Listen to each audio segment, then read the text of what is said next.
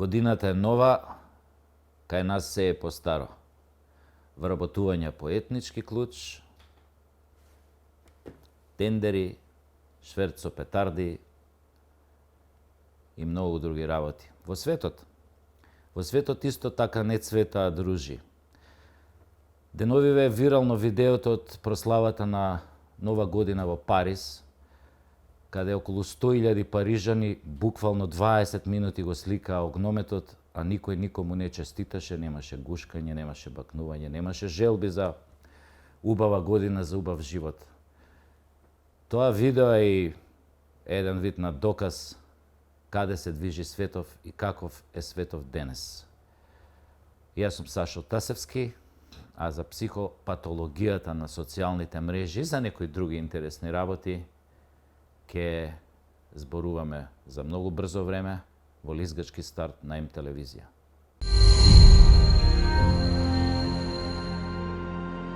Многу сум среќен што мојата вечерашна гостинка е стручна да зборува за ова што го кажа во најавата.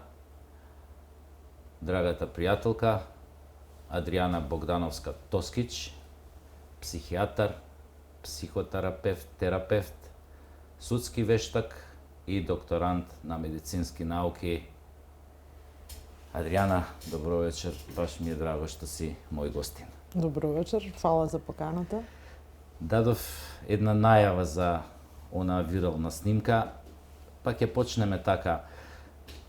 Колку социјалните мрежи го расчовечија современиот човек? Ајде така да почнеме малку. Интересно прашање, колку го расчовечи или колку човекот, современиот човек ги употреби социјалните мрежи самиот да се расчовечи. Секогаш кога станува збор за некаков вид на спектакал или за нешто што ми паѓа на памет една книга, уште 70-ти години, Кристофер Лаш, Нарцистичка култура, која баш го опишува ова што ние денес го живееме. Живееме култура на имидж и на слика. Без содржина. Некој вид на имитација на содржина. Но битно е оно што ќе се презентира и што ќе предизвика ефект кај другиот. Другиот служи како огледало, како нарцисот што се огледува во реката, така и современиот човек се огледува во другите и според тоа се евалуира колку вреди. И од се прави спектакл. Тргнувајќи од прослава за Нова година во конкретниот случај, односно спектаклот што е предизвикан од огнометот, до спортски настани кои се спектакл, политички митинзи кои се спектакл, живееме во култура на спектакл. Тоа е еден исто филозоф на социјалните медиуми го пишуваше исто во негова книга, така се викаше и култура на спектаклот. Мислам се не ми текнуваше точно како се вика типот. Кажи ми, затоа што спомна култура на нарциси, каква е таа потреба, да кажеме, кај луѓето толку да сакаат себе си да се покажат, да се презентираат надворешно, на сметка на се друго, затоа што знаеме дека ова е време кога социјалните медиуми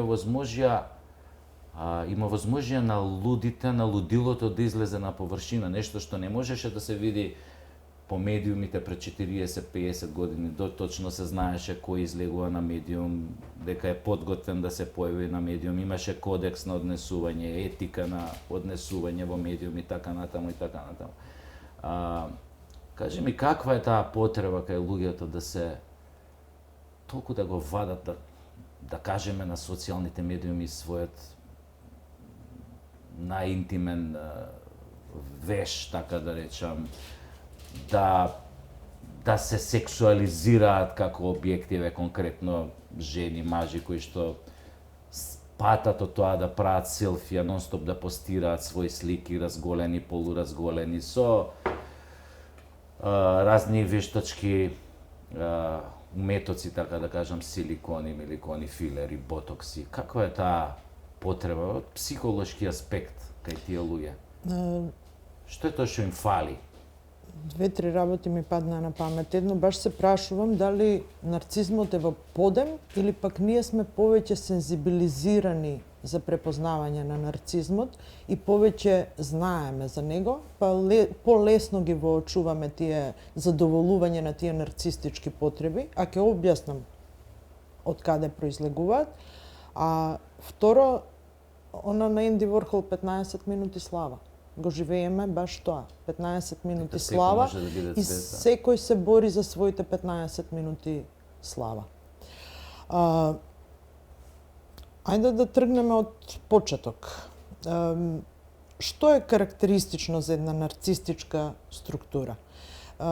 Карактеристично е постоење на еден грандиозен селф, кој сака да се презентира, и на еден несигурен селф.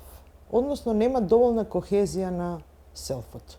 Заради таа недоволна кохезивност на селфот, се има потреба, таа несигурност внатрешна, едно недоволно валидирање, па дури потценување на себе си, компензаторно да се представи како успех, како достигнување, како моќ, и сето тоа повлекува и доза на екзибиционизам. Кој што реално го нема. Реално не се чувствува. Не се или го нема затоа што се работи за анонимуси кои што стануваат, што викаш ти, за 5 минути славни, популарни, да речеме, не славни. Не би општо би зборела, не би конкретизирала дали се работи за анонимуси или за неанонимуси, бидејќи тоа може да се препозна и во лица кои излегле на јавната сцена и кои имаат некаква валидација, но сепак на чувство на несигурност, на инфериорност, никако да се надмине, никако да се задоволи, затоа што многу е подлабок проблемот со нарцизмот. Настанува и во рано детство, според некои теории. И тогаш постојано се брка таа компензација, односно е потребна потврда од другиот дека јас вредам. Ова е барање на потврда, валидирање на самиот себе, во обид да се одржи привидна кохезивност на тој селф кој во суштина е кршлив селф, недоволно интегриран. Кажи ми, какви тогаш, ако ти постојано бараш потврда од другиот дека вредиш, а самиот не си сигурен, како што викаш до тоа, какви таа позиција, тој став, какви оштетувања може да предизвика и во некој пролонгиран период, пократок, и во подолг период кај личноста која што го практикува тоа, на која што му е тоа многу важно? Да зборуваме конкретно за употребата на социјалните мрежи. Тука можеме да зборуваме, нели, од проблематична па до патолошка употреба на социјалните мрежи. Што се последиците? Па настануваат интерперсонални проблеми, затоа што ова е некоја сурогат на реалноста, сурогат на контакт, сурогат на поврзување, на остварување некаква конекција, врска. Тоа повлекува во реалноста на божемски, да. Во реалноста проблеми во интерперсоналната и комуникација и поврзување. Што значи тоа конкретно е? Па конкретно, ако јас седам 5 сати на Facebook, а не зборам со машми, ќе ми се налути, нели? Исто е, предпоставувам, и со деца, и со блиски. И со блиски. И така, дури се оди, нели, до таму примери кај што си се допишуваат од една од друга соба. Ама то не е вистински контакт. Не го гледаш ликот, не пратиш реакција, емотивните, мимичката експресија на емоциите. Немање на вистински контакт, туку некој привиден контакт. Површност, значи тоа што владее во... Да, една од карактеристиките, повторно ќе се вратиме на нарцизмот, е всушност таа површност, инстант успех, инстант среќа, инстант моќ, инстант слава, која постојано бара да биде хранета.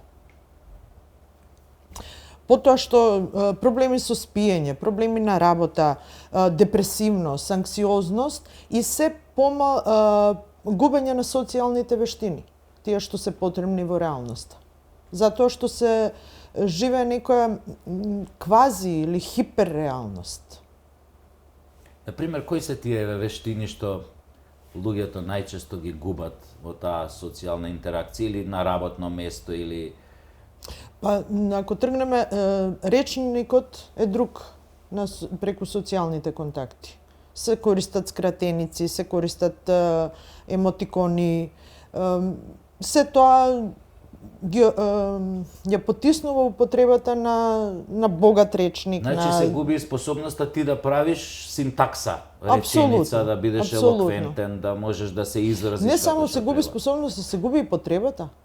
Бидејќи Аха. квази таа потреба е задоволена, квази е задоволен тој контакт, квази сме обкружени ние со луѓе, имаме реакции, имаме некаков фидбек, лайк, не знам, срценце и не знам што. Дури се губи и потребата. Се создава една паралелна реалност. Таа проблематична употреба на социјални медиуми може да ескалира до патолошка употреба каде што комплетно се губат и потребите и вештините за една реална социјална интеракција, се губи самоконтролата, самодисциплината, работните навики се губат.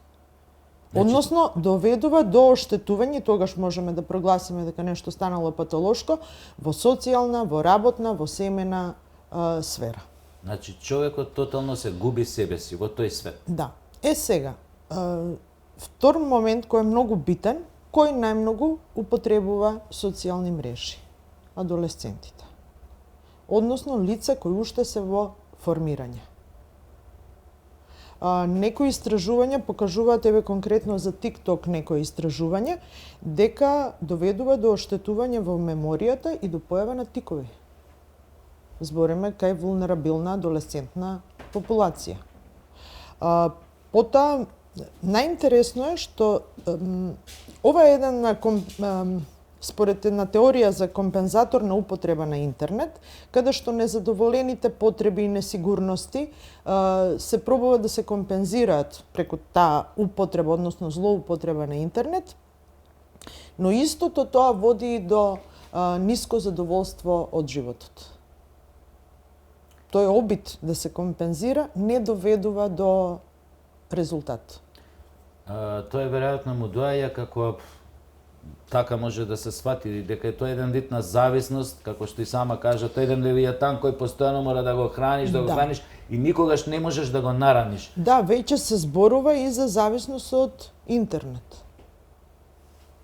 Имаме воопшто зависност од интернет, зависност од игрици, сето тоа оди и преку некои биолошки механизми преку допаминергичниот систем за награда. Мала дигресија затоа што го спомна тоа, дали кај нас веќе има формирано такви екипи, групи кои што работат со деца кои што се зависни од игри, од социјални медиуми, адолесценти, дали тоа кај нас, затоа што знаеме тоа го има во други земји, во Јужна Кореја, да кажем, има голем проблем во Јужна Кореја. За конкретни групи не знам, но секој психијатар во својата пракса сигурно се сретнал со некој адолесцент, тинејџер, кој премногу седи пред компјутер.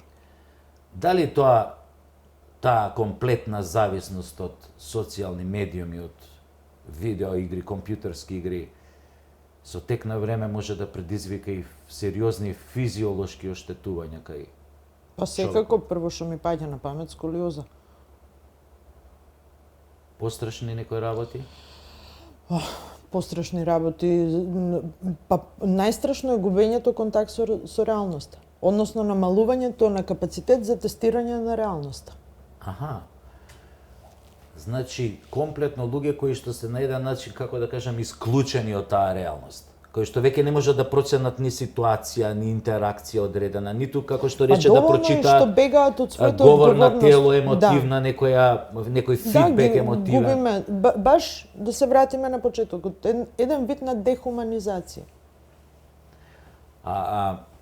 Кажи ми, колку овие таа потреба од евалуација, од оценка на другиот, од одобрување од другиот, може еве конкретно кај адолесценти да предизвика сериозни оштетувања во смисла на губење на таа малку самодоверба што ја имаат, па дури да ги турне во некои многу темни состојби на свеста, да помислат и на најстрашни работи, на самоубиство, на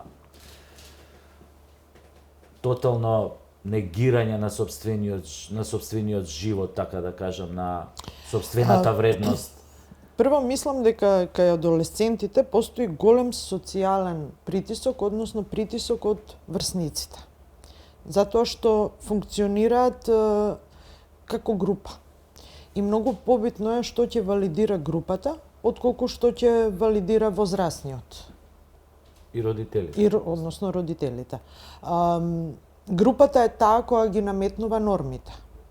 Ако се следи, беше Фејсбук едно време интересен, вие од тинеџери ќе чуете, Фејсбук е за стари. Да, демоде е веќе. Инстаграм.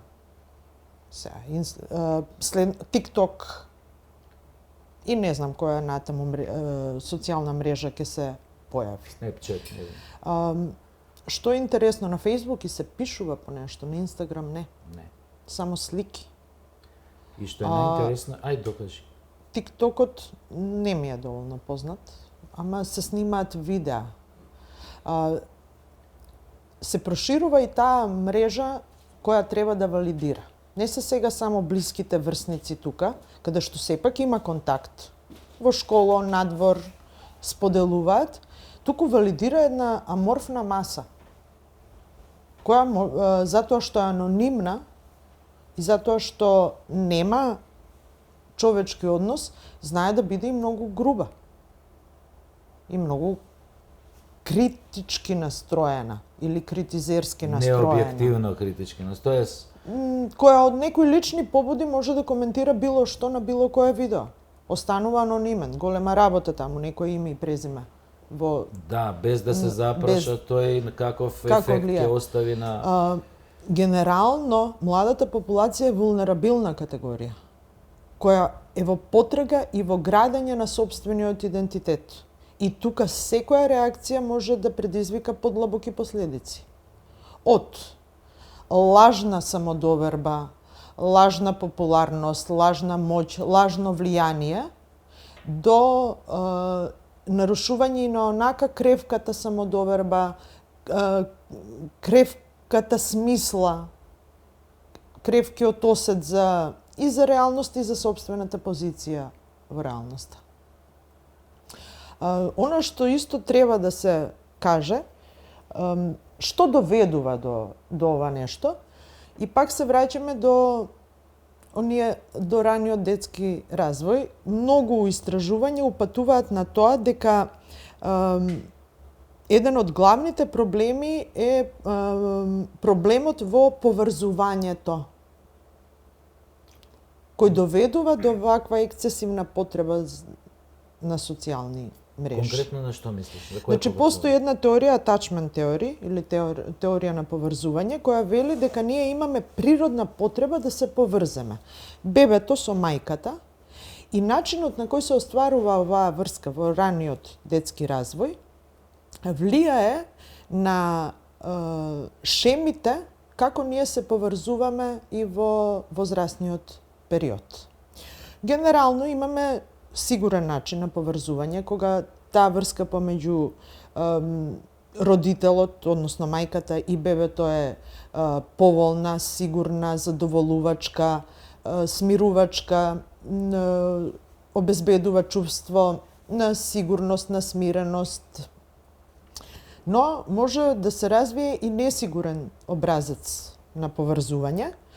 Главно може да биде анксиозно амбивалентен или може да биде избегнувачки несигурен образец на поврзување. Овие лица имаат проблем, имаат негативен селф-концепт. Односно... За себе, за себе. Да. Негативен концепт за себе. Несигурни се, не знаат да се вреднуваат, не знаат да си ги препознаваат позитивните карактеристики. Имаат дополнителна потреба за внимание и бараат attention seeking.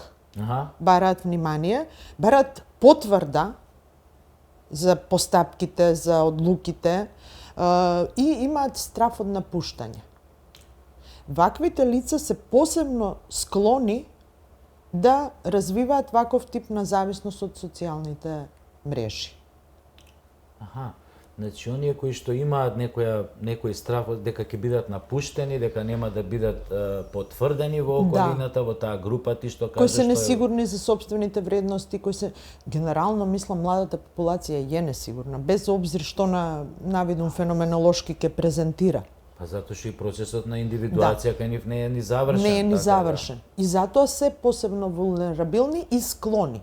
И тука имаме, нели, оној систем на награда, кој природно го задоволуваме преку храна, сексуални активности, постигнување одредени успеси, ни се активира тој систем на награда. Тоа е некоја објективна валидација, веројатно. Но овој систем може да се активира и преку користење на психоактивни супстанции, дури лајковите на Facebook стимулираат лачење на допамин и имаме ние чувство на задоволство, на потврда, на смиреност. И тоа е тоа што се бара и што е биолошката подлога за развивање на зависност од социјални мрежи. Значи, да малце да ги поедноставиме работите, значи дрогата која ствара најголема зависност во социјалните медиуми е се лајковите. Па на некој начин да. Вниманието кое се добива. Вниманието кое се добива. Исто чувството на припадност, тоа е таа природна потреба за поврзување што ја имаме. Она што го спомна, склоноста, некоја и како обсесивно-компулсивна желба за документирање, за складирање податоци, некоја квази креативност исто при снимање на тие видеа, презентација на не знам нешто, се исто и тоа моменти кои допринесуваат за развој на таа зависност. Затоа што спомнавме тоа, исто е карактеристичен во последниве години од кога се појави овие проблеми, аномалии, така да кажам, со социјалните медиуми, е синдромот на булинг. Како би го кажале тоа ние, вака, синдромот на интернет насилство кон другиот. Какви се тие луѓе кои што имаат потреба да го не требало да вршат такво насилие на другиот, тоа негирање на неговото постоење, на неговиот живот? Колку има тука психопатологија? Колку се тие луѓе спремни таа агресија, тоа насилство од социјалните медиуми да го презентираат или да го преточат во реалноста? Колку е таа граница голема, јазот помеѓу делувањето во тој интернет свет, така да кажам, и во реалноста, затоа што се среќаваме со луѓе кои што име душевна храна на некој начин да вршат такво насилие. Сега не знам тоа кај нас колку се санкционира тој тип на, затоа што има многу млади, барем во регионов кои што... Па мислам дека нема тука една категорија на луѓе. Мислам дека постојат повеќе категории на злоставувачи, интернет злоставувачи. Едните ги ослободува секако анонимноста и секако немањето директен контакт и секако таа некоја бариера да го реализираат булингот и во реалноста. Самата анонимизација, дистанца, дехуманизацијата и немањето реален контакт едноставно немаат потреба од инхибиции и ги исполуваат низ виртуелниот свет.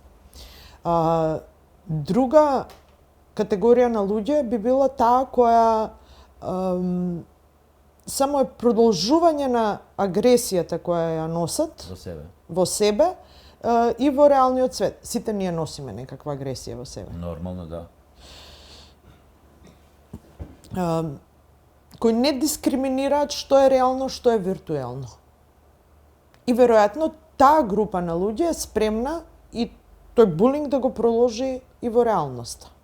Значи, јазот може да се каже дека не е многу голем од делувањето во тој виртуелен свет до овој, во наводници ќе кажам. Верувам дека дел од тие булинг типови, ликови, во реалноста се мирни. И те како внимаваат како ќе ја презентираат својата агресија и под радарот, додека затоа што интернетот им обезбедува анонимност, тука да ги манифестираат своите агресивни импулси. Она што не смее да го направи во реалноста, не си дозволува, го прави токму во виртуелниот свет. Додека друга група која не дискриминира докаде се границите, што е дозволиво, што е недозволиво и која така се однесува постојано. Кажи ми, како да се заштитат децата, индивидуите, затоа што не се работи само за деца и за адолесценти кои што се цел мета на таков булинг. Кога веќе ќе забележиме дека некој страда заради таков булинг во социјалните мрежи, како да се заштитат, што треба еве тие родители ако се работи за адолесцент или за помало? Пак ќе се вратиме, значи врската со детето е најбитна. Таа врска, едни се потребите на детето во раната возраст, други се потребите на детето во покасен период. Будно следење на неговите емотивни состојби, одржување на контактот. Ние сме во една парадоксална ситуација, каде што од современиот родител се бара да биде успешен на работа, се бара да биде добар сопружник, се бара да ги исполнува домашните обврски и при тоа се бара и да биде добар родител. Ние немаме енормно време и енормна количина на енергија. Имаме одредено, ограничено и време и за себе, и за семејството, и за работата. И тука е поставување приоритети, веројатно. Најбитно. Но она што е да не се изгуби контактот помеѓу родителот и детето. Добро, еве, кога веќе ќе се случи тоа, да кажеме, се случува булинг од аспекти на родител и на психијатар, сте забележале булинг, сте забележале губење на самодоверба кај конкретно дете, индивидуали? Многу е важно да се отвори тоа дете. Да каже што е причината. Ама за да се отвори тоа треба да има доверба кај родителот. Затоа и кажувам. Добро, а колку... Одржување на постојан емотивен контакт, вербален контакт, секаков контакт со детето. А колку би била терапевтски, да кажам, функционална ситуација кога се наоѓа дете во таква ментална состојба под булинг, да му се забрани употреба на социјални мрежи, кога знаеме дека денеска, ако не постоиш на интернет, не постоиш никаде. Колку е тоа... Вака, директни совети, во принцип, психотерапија не дава и има индивидуален пристап. Ако се процени дека главниот проблем е во поставување на граници и ограничување, тогаш може би и треба да се тргне од таму, поставување на јасни граници. Но тоа е исто процес кој почнува од раното детство, па трае низ целиот живот. Поставување на јасни граници. Зборам конкретно и околу временска употреба на интернет и јасни граници докаде нешто е реално, докаде престанува да е реално. Што е многу посуптилно и потешко за постигнување, тоа е целта. Да имаме добар тест на реалност. Дали сметаш дека целосното одземање на патерица, на штакава наречена социјална мрежа, TikTok, Instagram, дали сметаш дека целосното одземање на таа потпора би направило уште поголема штета, затоа што... Значи, не сум за таков радикален чекор за целосно одземање, но сум за се она што значи превенција. И ограничување. И ограничување.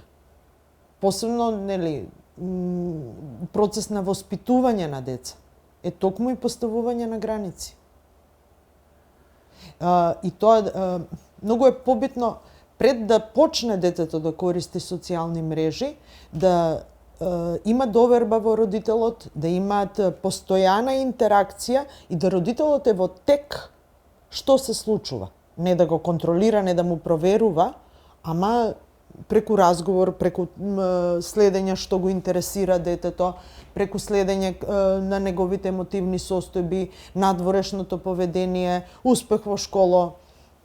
дали има тука промени, осцилации, да знае дали детето поминува низ некој тежок период, дали му се случува некаква траума и претходно да знае докаде детето е спремно да се впушти во тие социјални интеракции. Адријана, какви се симптомите во рана фаза на деца, адолесценти кои што се под негативно влијание на социјалните мрежи? Може ли тоа, ти си експерт за таа област, но како тоа еден обичен родител кој што нема врска со психологија, психијатрија, како тоа да го забележи тие симптоми во рана фаза, како се манифестираат? Многу е тешко затоа што и не мора да самиот процес на пубертет носи многу промени. Во таа борба за сопствениот идентитет, една од задачите на детето е и да се спротивстави на авторитетот на родителот. Значи, нормално е бунтовништвото. Сега, тука е вештината родителска, ама нема конкретно, камо среќа да имаше за родителството конкретна формула. Токму сензитивноста на родителот, неговата заинтересираност и заангажираност и следењето на детето, како и капацитетот за толеранција, за флексибилност. Не може ние да инсистираме на слепа послушност од еден 15-16 годишњак. Туку треба да знаеме, да доскочиме, да сме... Секој индивидуа за себе треба и индивидуално, ама и според возраста,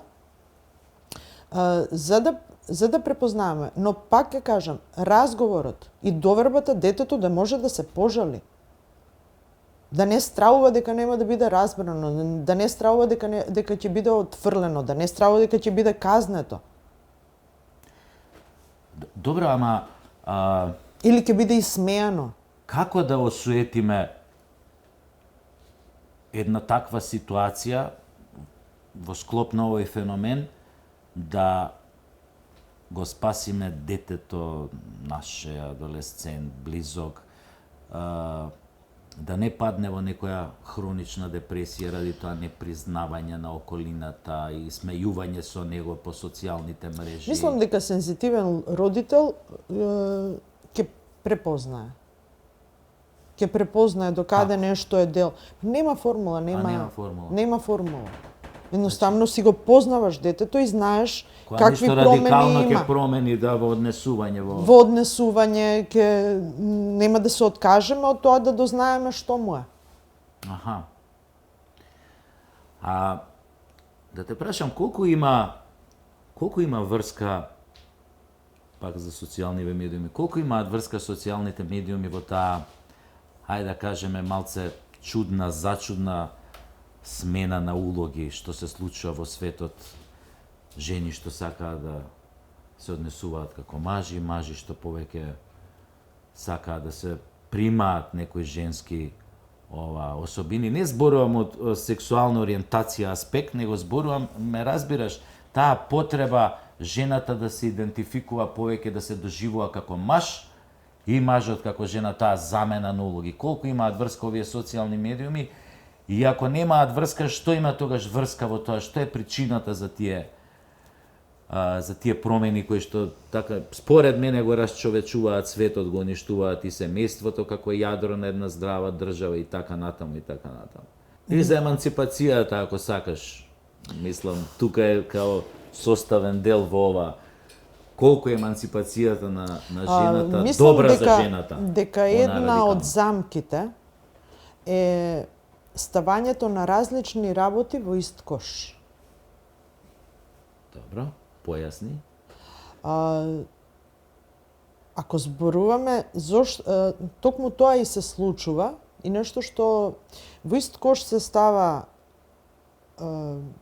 сексуалната ориентација, феминизмот, еманципацијата, трансджендеризмот, се тоа различни феномени.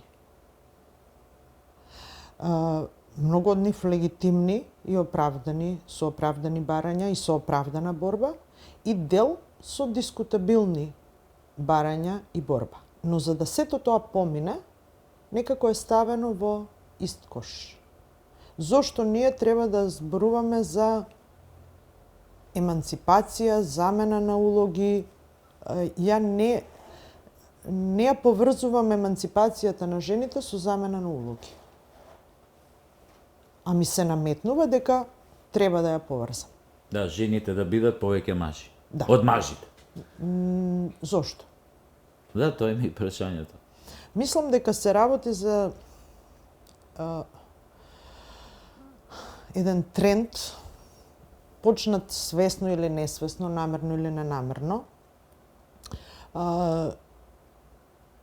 и еден вид на користење, токму на ставање на различни работи во ист кош. Токму за да поминат дел од тие работи кои не се за поминување. Мислам дека те сватив и дека тоа е работа што се прави нешто што се прави во многу други сфери од животот, на пример во политиката или во не знам Апсолутно. како, сакаш да помине нешто што не е за проаѓање, го ставаш со нешто што е по Прифатливо и за легитимно. голтање и Да. со него го протуркуваш и тоа што е тешко за голтање, сум го зборувал. Баш една книга Лудило гомиле. Лудило на толпата, да преведеме. Авторот е геј конзервативец. И не ги толку анализира колку ги документира ваквите појави низ конкретни примери. И во еден момент вика овој како воз тргнат вон шини. Многу точен опис. Воз излезен од шини. Тргнато со легитимни барања, со легитимна цел, и веќе толку масовено и толку вон контрола да тој самиот, кој нагласувам геј конзервативец. Многу добро го кажал тоа и он во превод уствари ја кажал она старата библиска патот до пеколот е поплачен со добри намери. Да. Се може би започнува со добра намера, вистина да се заштити одредена група, да и се дадат права, но после сето тоа се оттргнува од контрола и се бара веќе работи кои што на штета на останатите во групата или во заедницата, кои што тоа нели не може да го проголтаат или прави очигледна штета нели на поголем дел од популацијата. Сега тука, пошто прашањето беше колку социјалните медиуми, па мислам дека се само алатка. Една од алатките. Една од алатките, да. Во гурање на одредени агенди или светогледи. Знам дека имаш искуство како судски вештак. Знам дека си вештачала разни криминални злосторнички умови во склоп на една истрага и така натаму. Можеш ли да ни кажеш што е во суштина тоа психијатриско вештачење на злосторници? За почеток вака. Она што судскиот вештак од областа на психијатрија го вештачи кога се работи за одреден злочин, предпоставувам за најдехуманизирачкиот станува прашање за убиство, е проценка на пресметливоста. Односно, дали извршителот на делото бил во состојба да го свати значењето на делото кое го извршува во момент кога го извршувал делото и дали бил способен да управува со своите постапки. Пресметливоста се проценува за конкретно дело во конкретен момент. Не е она народски, ќе ми пишеш диагноза и ќе правам што сакам. Не. Туку за конкретно дело во конкретен момент. Дали постоела или била битно намалена или не постоела пресметливост. Тоа е она како ќе го кажат, дали сторителот на тоа дело бил свесен дали прави добро или лошо. Апсолутно. И за последиците на делото, и за тежината на делото. И дали можел да управува со своите постапки. Затоа што во одредени психотични или во одредени со високо афективен набој, може би не можел да управува со сопствените постапки. Или во случаи на, не знам, Во афективни некои... афективни, дисоцијативни состојби. Тоа е тоа што го проценува судскиот вештак. Како го проценува? Прво ја проценува состојбата на испитаникот во моментот на испитување, потоа се обидува да ја процени состојбата во моментот на извршување на делото. Дали со сведочења, со опис од страна на извршителот на делото. Исто така, многу битен момент е мотивот. Ако се воочи јасна мотивација и јасно причинско-последично однесување, тогаш не зборуваме за непресметливост. Така, и ако се види дали се обидел да го скрие делото, Апс- последиците од тоа дело, доказите. Потоа се врши психолошка проценка на мотивацијата, на начинот на вршењето на делото. Се врши проценка на личноста, на испитаникот, обвинетиот, осомничениот и така натаму, како и проценка на самиот чин. Ако после чинот има корист, тоа веќе може да укаже и на мотивација. Да. Ако чинот е бизарен, самото извршување на чинот е бизарен или е со не знам колку убоди, и тоа индиректно кажува за состојбата на лицето во Да, тоа моментот на извршување Обично може да делото. каже, ако има многу убоди, дека се работи за особи блиски, што биле блиски, или што во голем афект, тоа значи дека е направено и така на. Предпоставувам дека е тоа се проценува, така? Да.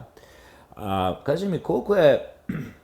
Прво да те прашам, при тие вештачења психијатриски строго, се во зависност од злосторството, строго починителот, сторителот на тоа зло, строго е евалуиран од еден Не, психијатар? кога се работи за кривични дела, минимум двајца. Минимум се двајца. Да. А кажи ми, Треба и психолошки наот и мислење, кое се врши преку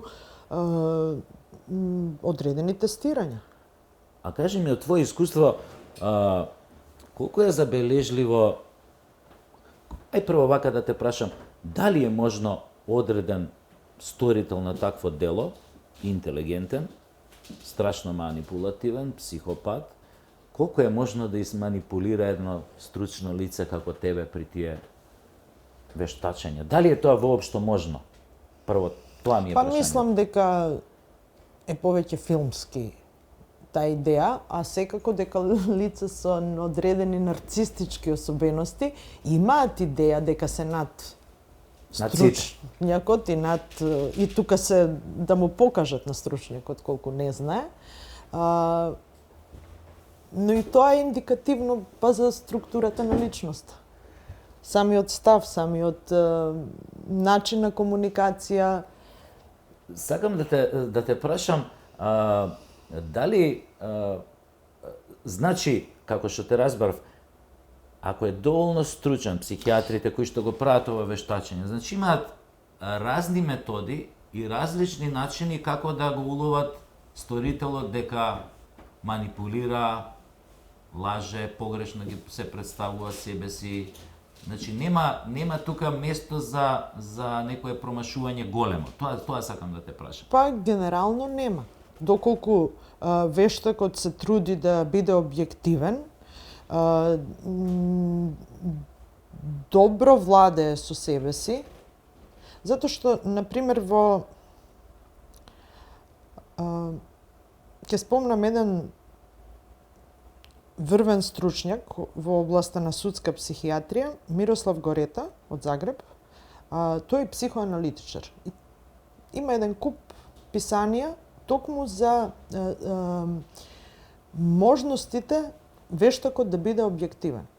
Тој зборува и за тие контратрансферни реакции кај самиот вештак, трансферот што пробува да го направи испитаникот. Но мислам дека е една личност со интегритет и со знаење не може многу да биде изманипулирана од сторител на дело. И за да се минимизира, нели, можноста да биде изманипулиран, значи потребни се минимум двајца, односно тројца, ако го броиме и психологот кој обавезно се вклучува во такви потешки вештачења, значи минимум 3 личности кои независно еден од друг вршат проценка, а на крај треба да го усогласат мислењето. Адријана, пред да поминам на оние следните прашања, сега ќе те прашам едно потешко прашање. Адријана, постои ли иманентно зло? Не знам. Во смисла на се раѓаат ли луѓето зли или околината, односите, воспитувањето, чисто како твое верување, не ми треба тука ни стручен, Да. а некое стручно излагање, него интуитивно што мислиш на таа тема? Постои ли вродено зло или сите се раѓаме што викаат чисти мислам табула дека раза и после се Сите ние се Скалапуваме. раѓаме со одреден капацитет за зло и за добро. Ако зборуваме за вродено зло, па луѓето имат и вродена добрина. значи И вродена потреба и од другиот и за другиот. Мислам, значи апсолутен одговор на ова прашање нема, ама мислам дека се работи за интеракција помеѓу генетските предиспозиции, околината и животните искуства. Инаку ова е многу тешко прашање што го поставив на Адријана, затоа што и големи луѓе се обиделе да одговорат на ова. Една од тие беше и Хана Аренд, една филозофка која што пишуваше за Холокаустот, за таа за оно што се случуваше во Втората светска војна со појавата на нацизмот, и мене од секогаш ме интересирало одговорот на ова прашање. Ќе се сложам со Адријана дека можеби нема одговор.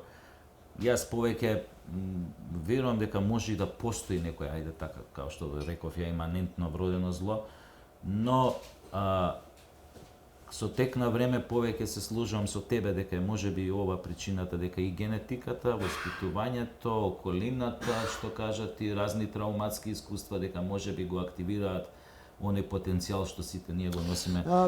Ова ме наведува на едно размислување, ако ние прогласиме дека постои иманентно зло,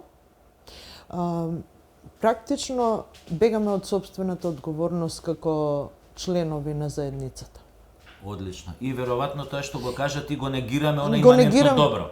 И Тоа го многу негираме добро го кажа. иманентното добро и го негираме нашиот потенцијал, нашиот капацитет и нашата одговорност да правиме добро. Одлично. И да ги заштитиме вулнерабилните индивидуи. Тогаш злото е таму негде, то се раѓа и ние немаме врска со А тоа. можеби за тоа и Хана Аренд ја пишуваше у своите книги за тоа, баш заради тоа дека одлично го кажа тоа, ако постои иманентно зло, може со тоа Ние сакаме да се веруваме лишиме во од тоа, одговорност. се ослободуваме од Од одговорност. одговорност. Едноставно такви сме, што да правиш. Да, се раѓа така. Да.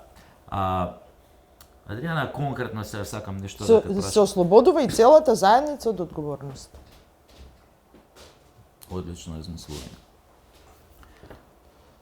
Имавме случај кој што ја потресе цела држава и регионот, мислам на убиството на младата Вања и Панче.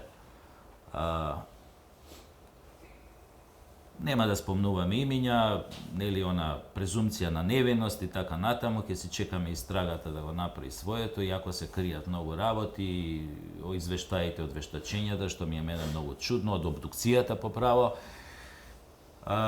и така натаму.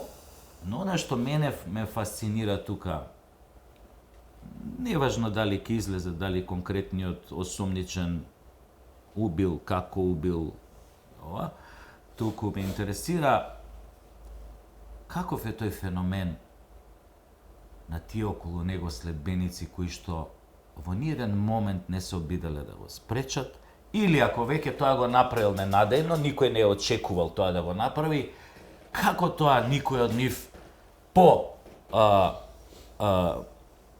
исклучувањето од таа група, кога останал сам со себе, зошто тие следбеници, имаме такви многу примери во светот, зошто никој од нив не собира храброст, така да кажам, веднаш да пријави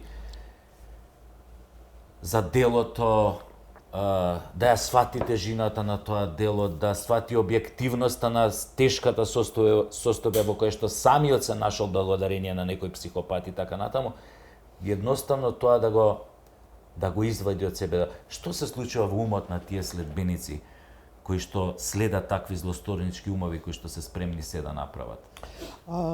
Ја морам да јасно се оградам од било каков коментар за конкретниот случај. Добро. Од професионални причини. Пред се, едноставно не знам доволно, нити па знаеме Не, за зборуваме целиот процес. за овој феномен Да. на следбеништво. Но можеме да дискутираме за патологија на лидерство и на групи. Добро. Како се генерираат следбеници, како доаѓа до изникнување на еден лидер со патолошки особини, како се одржува таа динамика помеѓу нив. Обично, секоја група, мала, голема, самата таа има потреба од лидер. Сега, во ситуација кога ќе се случи нешто што ја менува структурата, социјалната, политичката, општествена, културолошка структура, која обезбедува одредено чувство на сигурност и на стабилно чувство на идентитет, тогаш самиот идентитет на индивидуите станува загрозен. Збунети се, дезориентирани, расне анксиозноста,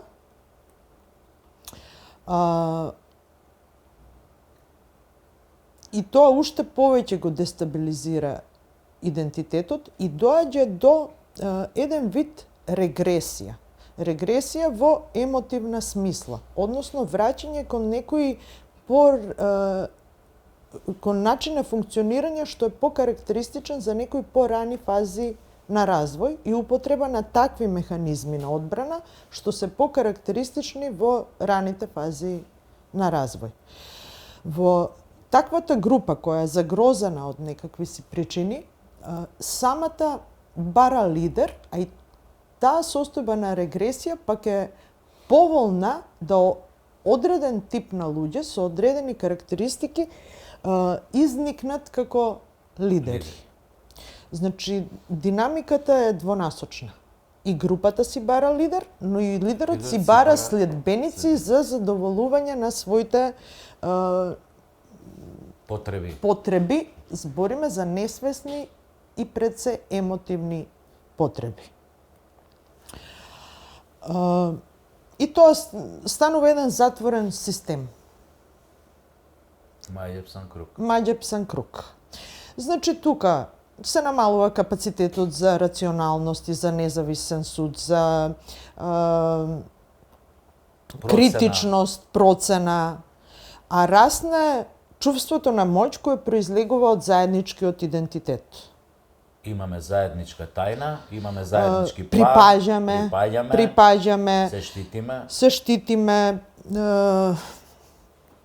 има смисол, имаме цел, колку и да е променлива во некои моменти. Расте чувството на моќ, на сигурност, на доверба.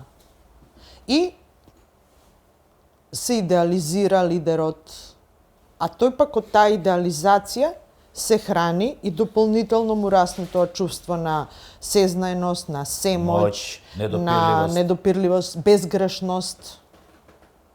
Има синдром на Господ. Од прилика. Да. Сакам пак да потенцирам дека ова се феномени кои катадневно се случуваат.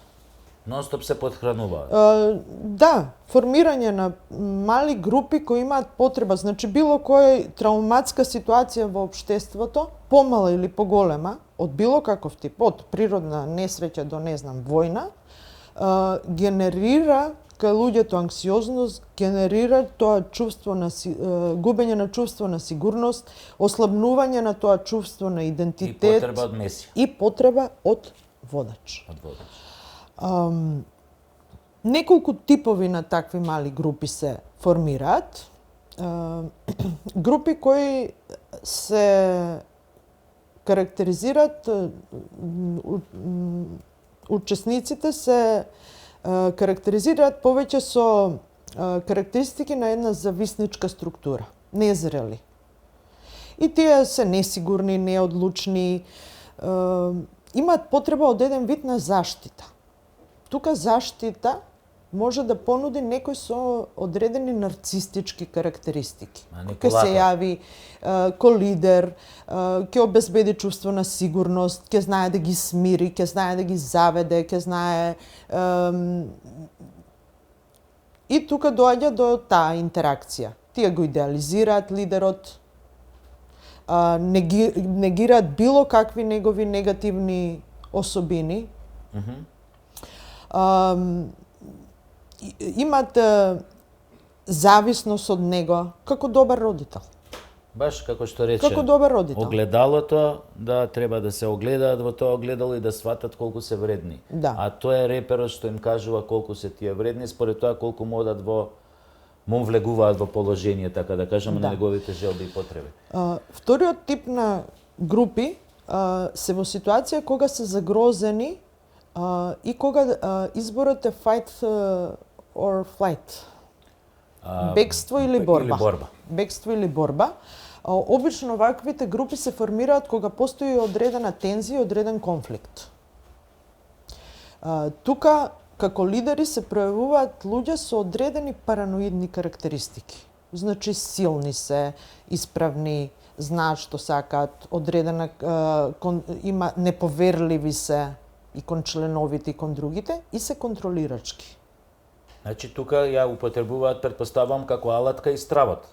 Апсолутно, стравот со самото нарушување на тоа чувство на сигурност, со самото разнишување на идентитетот, стравот е основната емоција која ја генерира оваа потреба за групно И здружување. мислиш дека е стравот и основната емоција која што е кохезивно ткиво, која што лепа, која што ја држи групата На некој начин. најмногу заедно? Стравот? На некој начин, да, стравот. Затоа и кај зависничките структури е она чувство на безбедност. Додека кај овие борба или бегство структури, моментот на конфликт, на тензија, целиот овој страх дополнително генерира агресија. И сега кој како ќе се справи со агресија? Кај овие борбените структури, агресијата се проектира надвор. Тие се морално исправни, нивната цел е вистинската цел, постапките се вистински, морално оправдани во нивниот систем, да. Додека лошиот е другиот. Таму Црно и е бело. црно и бело. Идеализација постои на лидерот и на нивната цел, и на нивното поврзување, и на нивното постоење, додека се она што е лошо испроектирано надвор. Адријана, колку може, извини, ако сакаш да докажеш ова, Адријана, колку може, затоа што зборуваме сега и за синдром на секта, и ќе ми кажеш каде се сретнуваме секти во општествениот живот, во деловниот живот, во бизнисот, ќе ми го кажеш, тоа е многу интересно твое гледиште. Но кажи ми ова пред се, тој синдром на секта, кога се работи за тој синдром, колку е, дали има разлика помеѓу интелектуално посиромашен човек во однос на интелектуално созреан или интелектуално помокен човек со поголема интелигенција, дали и двајцата се подеднакво подложни да бидат изманипулирани во една таква секта или група со еден таков водач? Значи, интелигенцијата е еден од факторите, но не е единствен фактор. Интегритетот на личноста, самата структура, организација на личноста е исто многу битен фактор и одредените карактеристики кои ги има личноста. Значи не е нужно дека интелигентен човек не може да падне под манипулација на еден голем манипулант во една група. Не е нужно, ако тој интелигентен човек е емотивно несигурен, ако е со еден некохезивен селф, ако има свој некои фрустрации, наедноставно кажано, и свој некои потреби, може да испроектира во лидерот дека тој ќе ги задоволи тие некои негови потреби, ќе го смири, дали е чувство на несигурност, дали ќе потисната агресија која треба таму лидерот да ја артикулира, може исто да биде заведен. Каде го се Повеќе здравоста на личноста е фактор, отколку самиот коефициент на интелигенција. Интегритетот. На личност. Кажи ми, колку во кои други сфери постојат овие феномени на секта? Феномени на секта. Така јас ја нареков, тоа не е Па стручен може би фин израз. илустративен израз. Да, ама илустративен. Да, илустративен е. Секаде. Значи од мали политички групи, па дури некои елементи можеме да препознаеме и во некои поголеми политички групации. Пирамидални маркетинг или бизниси, каде што постои вода, чисто може и тука да се организираат. Идеолошки, верски, религиски, било какви групи се потенцијал за изникнување и на одредени патолошки феномени. Колку треба еден човек кој што паднал жртва на еден таков манипулант во една одредена група или секта, кој што во суштина нели не е зол, но едноставно паднал по таа манипулација, по тоа негова сенка владење и така натаму. Колку реално, ако се работи за некое зло дело, колку му треба на еден таков човек да дојде на себе, така да кажам? Колку временски му треба за да свати дека бил изманипулиран, бил дел од нешто што не е тој, што направил штета себе си на другите со тоа негово присуство тамо? Прашањето е многу општо. Вакви мали групи имаме и во семејства. Апсолутно да. Да. Значи некогаш и цел живот. Ова сега конкретно мислиш и на разни ситуации на семејни насилства, каде што жртвата обично садомазохистички односи. Кога не пријавува насилството, не само што не го пријавува, туку го трпи, дава оправдување и продолжува. Веројатно затоа постојат тие, како се нарекуваат тие за солништа, шелтери, за жени, кои што се спонтано се наметнат, кои што се цел на семејно насилство. И затоа ми беше и прашањето, затоа и ги тргаат тамо, веројатно за да ги одвојат физички од насилникот, за да може да свати дека била цел на насилство, не на љубов. Затоа и ми беше прашањето. Ајде вака да ги објасниме следачите во вакви групи. Според некои истражувачи, поделени на 4-5 категории. Значи, прво нормални луѓе. Значи, во ситуации кога имаме некаква траума, обштествена, социјална, безрез, може меѓу први следачи да се јават така наречено или условно наречено нормални луѓе, кои тоа свое незадоволство гледаат во водачот личност која ќе може да го артикулира тоа незадоволство и да доведе до некаква промена или подобрување. Но овие нормални луѓе се и првите што излегуваат од кругот на следбеници.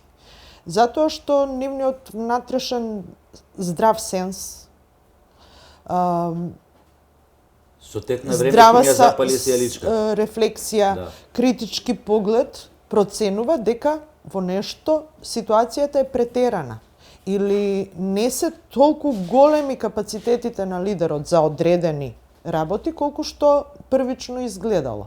Нешто ќе им ја запали сијаличката, но и лидерот ги насетува дека може да носат критика за него, па и тој постепено ги елиминира, отрга од себе.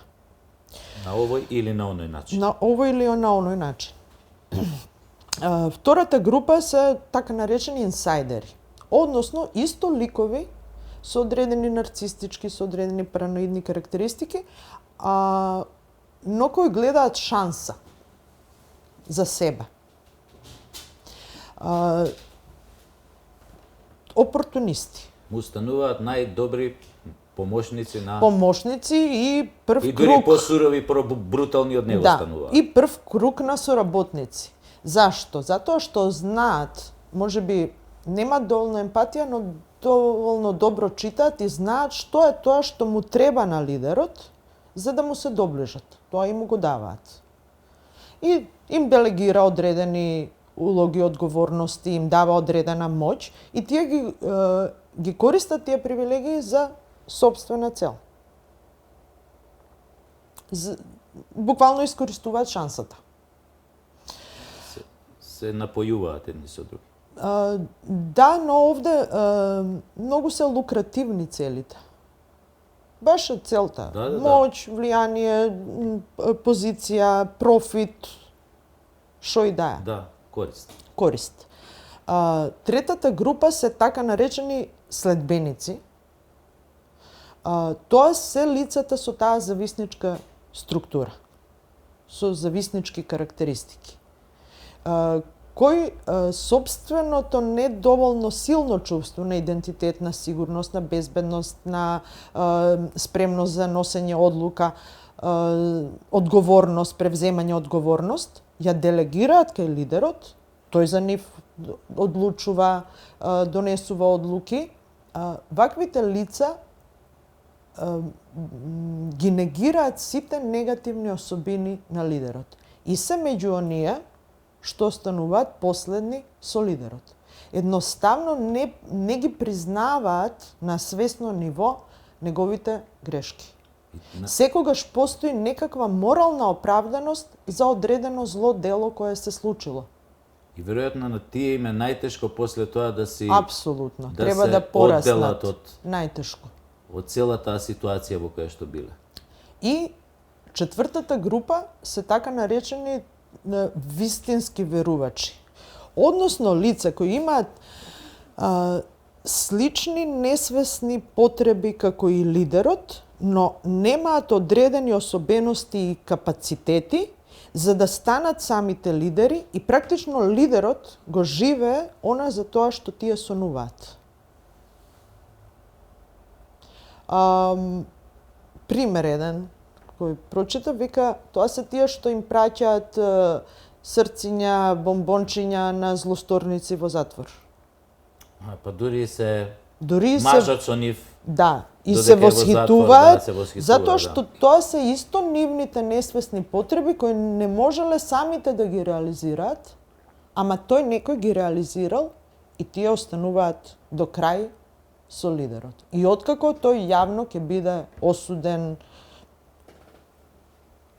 Па дури на тешки Да. робија.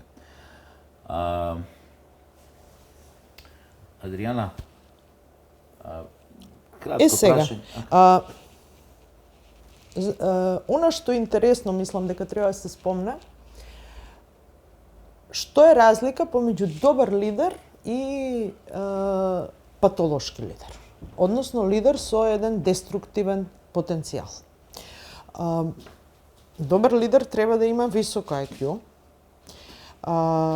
треба да има интегрирана личност да е, со внатрешен морален кодекс, кој ќе знае да одолее на коруптивните моменти кои секој лидерство ги носи со себе, но кој ќе има одредени нарцистички карактеристики, за да да биде да има самодоверба, да знае да заштити, да знае да донесе брзи одлуки, да знае да процени, треба да биде и добар психолог, да знае на кого, што, какви задачи да делегира и одредени не параноидни карактеристики, условно кажано, односно да не биде наивен. Тоа се карактеристики на добар лидер. Ова се зборам од некој психодинамски аспект. Не лукав, предострожен може. Добро, да. И не наивен. Пошто лукавоста веќе можеме со коруптивност и со неморалност да ја поврземе. Што е карактеристика на патолошките лидери?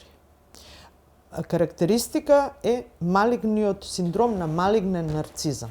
Треба да се прави разлика измеѓу нормален, здрав нарцизам, па патолошки нарцизам и малигнен нарцизам.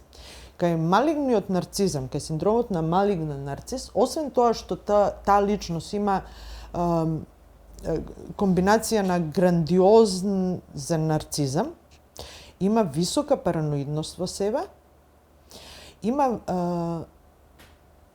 инкорпорирана агресија до ниво на садизам, што обично кај нарцисите, не секој нарцис е садист. Да. Значи садизам и има антисоцијално однесување, односно Никакво чувство неморален. на емпатија. Тоа е Тоа баш- садизмот. Тоа е баш Аха, емпатијата. Не, антисоцијалноста во смисол на моралност. Аха. Спремене на неморални или незаконски постапки. Тоа одредена личност ја прави патолошки лидер. Иако на почетокот, нели, обично се тоа високо интелигентни, харизматични, релативно образовани, знаат со што да заведат. Нивниот нарцизам нуди, нели, безбедност, сигурност, самодоверба, каде што несигурните структури ќе осетат заштита. Зависно од потребите. Па се клацкаат до параноидност, до ова, тука се останатите се лоши, ќе не уништат, мораме ние да ги уништиме и тука се црпе оправданоста за ред неморални постапки. Но моментот и на висок садизам, односно на една егосинтона агресија, која нема кочници во самата личност за таа агресија, и уживаат дури во таа агресија, и неморалност, неетичност. Значи свесно се спремни да направат секое зло. Апсолутно. Апсолутно. Адриана, ти си психотерапевт, тоа ќе го оставивме на крајот. Кажи ми, со што конкретно се занимаваш? Живееш во Куманово, работиш во болницата во Куманово, со што конкретно се занимаваш? Јас сум психијатар, доктор психијатар. Да. И лекувам психички болни луѓе. Да. Што има логика. Нели? Да. Се занимавам и со психотерапија, сум гешталт психотерапевт и сум психодинамски психотерапевт. Што значи гешталт, а што значи ова второво што не можам да го изговорам? Тоа се два различни психотераписки модалитета кои едукацијата и од едниот и од другиот добро комплементарно ми се вклопи. Јас сум психодинамски ориентиран психијатар, ако може така да кажеме. Така да изнаењето од психотерапија помага и за психијатрија, како што и психијатријата ми помага, пошто се две различни, нели, професии, за психотерапија. Што конкретно значи овај гешталтот и ова второво? Гешталт, па мислам дека ако почнам да елаборирам, ќе Не, трае малце накратко подолго. да разберат. Значи, гешталт е одреден психотераписки модалитет кој има своја филозофија, своја теорија, кој се занимава има некој феноменолошки пристап, работи овде и сега со клиентот, додека Оли, психодинамскиот психоинтегративен правец, теоретски се основа на 4 психодинамски теории, почнувајќи од Фројд па до современи психодинамски теории и користи техники од повеќе правци. Сето тоа смислено и интегрирано. Што е целта? Какви се твоите пациенти во наводници? Целта е, нели, сега, како психијатар имам средба со различни пациенти, додека во психотерапија обично треба и клиентот да има одредени капацитети за психотерапија, а и неговата состојба да овозможува психотерапија.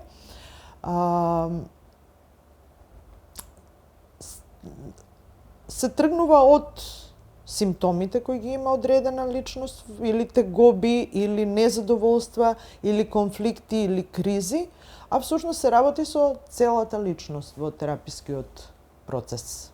Значи, Од самата структура, образците кои се повторуваат, целта е поавтентично, покреативно, поздраво, па и посреќно живење. Третираш веројатно луѓе и со помали психолошки проблеми Да, и со ние со потешки или психолошки расстройства. проблеми. Да. Адриана, многу ми беше задоволство што беше мој гостин. Гледачите што ќе ја гледаат емисијава ќе имаат што да чујат и што да научат, како што јас самиот научив многу работи од Адријана. Ти благодарам многу што беше мој гостин, ти посакувам се најубаво во твојата работа, се надевам дека гледачите ќе препознаат во тебе еден квалитетен експерт од твојата област и ти посакувам се најубаво и во животот. Ова беше Адријана Богдановска-Тоскич, јас сум Сашо Тасевски, а вие гледавте Лизгачки старт на Им телевизија.